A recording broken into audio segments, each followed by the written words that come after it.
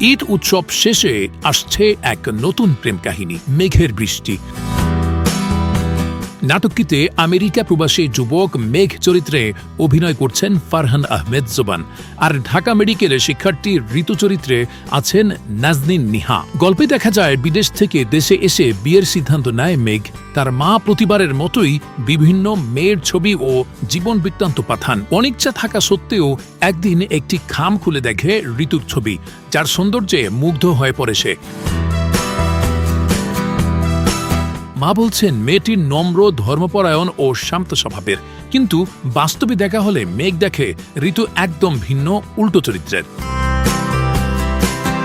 ইমতাজ বাবুর গল্প ও চিত্রনাট্যে নাটকটি পরিচালনা করছেন মাশরিকুল আলম CMB ব্যানারে। নাটকটি শুধু প্রেম নয়, এতে বিরহের ছোঁয়াও রয়েছে বলে জানিয়েছেন নির্মাতা।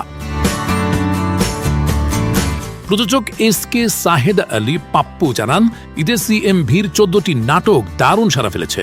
ঈদের আমেজ পেরিয়ে এবার মেঘের বৃষ্টি দিয়েই প্রতিষ্ঠানটি ফিরছে নিয়মিত কার্যক্রমে। নাটকটি শীঘ্রই মুক্তি পাবে CMB'র ইউটিউব চ্যানেলে। তন্ময় খান, নিউজ ডেস্ক, জনসংবাদ।